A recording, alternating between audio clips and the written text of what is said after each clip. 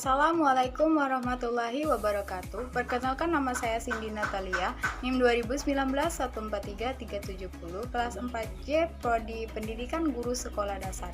Baiklah, di sini saya akan menjelaskan tentang membangun karakter pada peserta didik. A. Pengertian karakteristik peserta didik. Karakteristik berasal dari kata karakter yang berarti tabiat, watak pembawaan, atau kebiasaan yang dimiliki oleh individu yang relatif tetap. Karakteristik adalah karakter dan gaya hidup seseorang serta nilai-nilai yang berkembang secara teratur sehingga tingkah laku menjadi konsisten dan mudah. Sedangkan definisi peserta didik diantaranya adalah: 1. Peserta didik adalah setiap orang yang menerima pengaruh dan seseorang atau sekelompok orang yang menjalankan pendidikan. 2. Peserta didik adalah unsur penting dalam kegiatan interaksi edukatif karena sebagai pokok persoalan dalam semua aktivitas pembelajaran. 3. Peserta didik adalah individu yang memiliki keunikan berbeda satu sama lain dan tidak satupun memiliki ciri-ciri persis sama meskipun mereka itu kembar.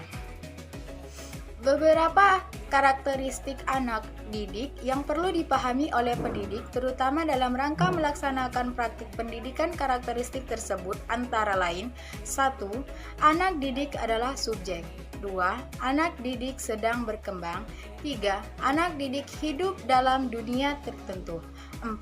Anak didik hidup dalam lingkungan tertentu. 5. Anak didik memiliki ketergantungan kepada orang lain dewasa. Dan 6. Anak didik memiliki potensi dan dinamika. B. Karakteristik siswa dalam pembelajaran. Pembelajaran merupakan proses untuk mendapatkan pengetahuan. Dalam pembelajaran terdapat suatu proses interaktif seseorang yang dapat belajar berinteraksi dengan lingkungannya secara aktif. Pembelajaran juga merupakan proses mengkonstruksi pengetahuan dengan menghubungkan informasi yang masuk dengan informasi yang disimpan yang diperoleh sebelumnya. Salah satu faktor penting dalam kegiatan pembelajaran adalah karakteristik siswa. Karakteristik merupakan salah satu variabel dalam desain pembelajaran. Karakteristik siswa adalah segi-segi latar belakang pengalaman siswa yang berpengaruh terhadap keefektifan proses belajar. Kegiatan pembelajaran dalam pendidikan di Indonesia bersifat klasikal yang melibatkan siswa dan guru.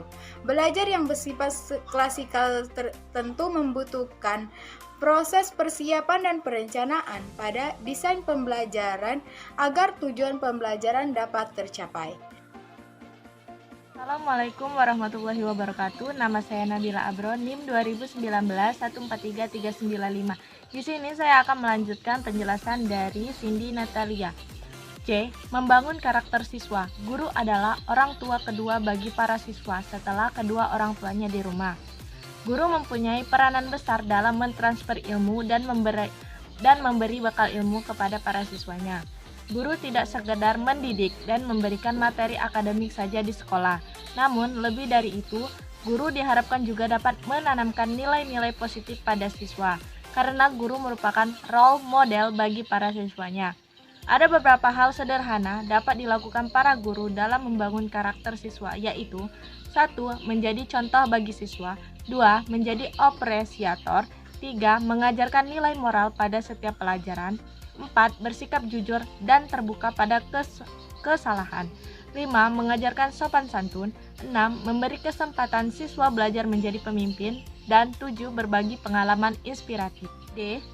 Karakter peserta didik. Menurut Reigelt mengungkapkan bahwa peserta didik terbagi menjadi: 1. Pengetahuan. Pengetahuan merupakan suatu intelektual yang dimiliki oleh peserta didik.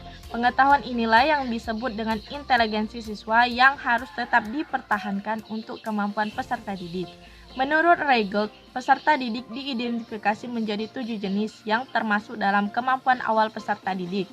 Kemampuan awal peserta didik yaitu: 1. Pengetahuan yang bermakna, pengetahuan tak terorganisasi secara sewenang-wenang. 2. Pengetahuan analogis. 3. Pengetahuan yang lebih tinggi. 4. Mengordinasikan pengetahuan setingkat. 5. Pengetahuan bawahan, pengetahuan tingkat yang lebih rendah. 6. Pengetahuan pengalaman. Dan 7. Strategi kognitif. Assalamualaikum warahmatullahi wabarakatuh. Perkenalkan, nama saya Dini Eka Nadia, NIM 2019-143373. Baiklah, di sini saya akan membacakan materi 2. Gaya. Identifikasi gaya belajar peserta didik dibagi menjadi 3, yaitu gaya belajar visual, gaya belajar auditori, dan gaya belajar kinestetik. Gaya belajar pada peserta didik merupakan tipe dengan tujuan untuk meningkatkan hasil belajar mereka di titik sehingga peserta didik akan selalu mengetahui potensinya dengan cara belajar mereka sendiri. Mengenal gaya belajar peserta didik juga dapat dilihat sebagai berikut. 1. Gaya belajar visual. Gaya belajar visual yang terjadi pada peserta didik dapat diketahui melalui ciri-ciri utama, yakni menggunakan indera penglihatan. Ray Gulut pada tahun 1999 menjelaskan bahwa gaya belajar dengan visual lebih suka berbicara, lebih suka mencoret-coret pada saat menelpon, dan lebih suka melihat gambar beserta penjelasannya. Ciri-ciri gaya belajar visual yakni diantara lain: 1. Bicara cepat. 2. Lebih mementingkan penampilan. 3. Bersikap rapi dan teratur. 4. Tidak mudah terganggu apabila ada keributan. 5. Lebih suka membaca dan dibacakan. 6. Lebih suka mencoret meski bukan hal yang penting. 7. Lebih suka melihat wajah orang untuk mengingat namanya. 2. Gaya belajar auditoril. Bagi peserta didik yang memiliki gaya belajar auditoril yang diketahui dan dengan ciri-ciri yang lebih dominan menggunakan kekuatan indera pendengar. Ray Good pada tahun 1993 menjelaskan bahwa peserta didik yang memiliki gaya belajar auditoril lebih suka berbicara, membaca, dan menulis. Ray Glut pada tahun 1999 juga menyatakan bahwa aku mendengar apa yang kau katakan. Kecepatan dalam berbicara juga sedang ada pada saat menyerap informasi. Umumnya orang bergaya belajar auditoril juga menerapkan strategi kedengaran yang sangat kuat. Ciri-ciri gaya belajar auditoril adalah sebagai berikut. 1. Pada saat bekerja, suka berbicara kepada dirinya sendiri. 2. Merasa terganggu bila ada keributan. 3. Kesulitan dalam menulis maupun mengarang. 4. Lebih suka bercerita. 5. Menyukai lisan dari komik. 7. Bila berdiskusi selalu menggunakan kata-kata yang panjang. 8. Selalu berhubungan kata-kata yang terlontar dan dapat menirukan nada pembicaraan orang lain. 9. Lebih suka mendengarkan musik. 10. Bila berbicara dengan orang lain selalu memalingkan penglihatannya dan melakukan kontak mata saat berbicara dengan orang lain. Baiklah, perkenalkan, nama saya Anggun Pratika, NIM 2019-143400.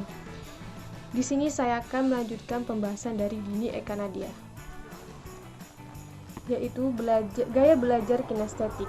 Ray Gulut tahun 1993 menjelaskan bahwa peserta didik yang menggunakan gaya belajar kinestetik lebih suka menggerakkan tubuh saat berbicara dan sulit untuk diam.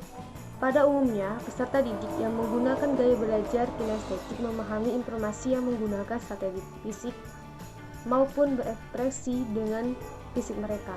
Adapun ciri-ciri yang dapat melihat peserta didik dengan menggunakan gaya belajar kinestetik antara lain: 1. Berbicara dengan perlahan. 2. Membutuhkan waktu untuk berpikir dalam berbicara atau bertindak. 3. Penampilan selalu rapi. 4. Tidak mudah terganggu dengan keributan. 5. Bila belajar selalu menggunakan praktek menghafal dengan berjalan. 6. Membuat keputusan berdasarkan perasaan. 3. Minat merupakan sesuatu yang berpengaruh besar terhadap belajar peserta didik. Apabila materi pembelajaran yang dipelajari tidak sesuai dengan minat peserta didik, maka peserta didik akan belajar dan tidak berambisi dalam mempelajarinya. Peserta didik yang kurang meminati materi pembelajaran, maka dapat diusahakan dengan mempunyai minat yang cukup besar dengan cara menjelaskan menggunakan metode yang menarik dengan hal yang berguna bagi peserta didik. Yang keempat, motivasi belajar. Motivasi dalam proses pembelajaran sangat diperlukan karena pendidik harus mempunyai pendorong dan mendongkrak peserta didik agar dapat belajar dengan tekun dan bersemangat. Dalam melaksanakan sesuatu yang selalu ada dalam kegiatan pembelajaran, menurut Regelut dalam Degeng pada tahun 1999, motivasi dapat dibedakan menjadi dua macam, yaitu motivasi intrinsik, dua motivasi ekstrinsik. Faktor-faktor yang dapat mempengaruhi perbedaan karakteristik peserta didik.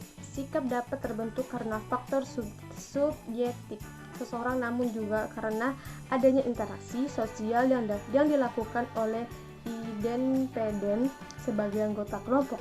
Menurut Azwar tahun 2002, ada beberapa faktor yang dapat mempengaruhi pembentukan sikap seorang, yaitu pendalaman pribadi, kebudayaan orang lain yang dianggap penting, media massa, instalasi atau lembaga pendidikan dan lembaga agama, serta emisi dalam diri independen.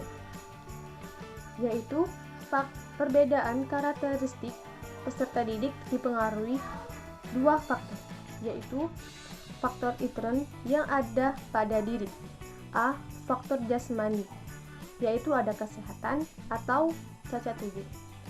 Yang kedua, faktor psikologis atau inteligensi, perhatian, minat, bakat, motif, kematangan, dan kesiapan. Yang kedua, ada faktor ekstern, yaitu pengaruh yang datangnya dari luar. Yaitu pertama ada faktor keluarga, yang kedua ada faktor sekolah, yang ketiga ada faktor masyarakat.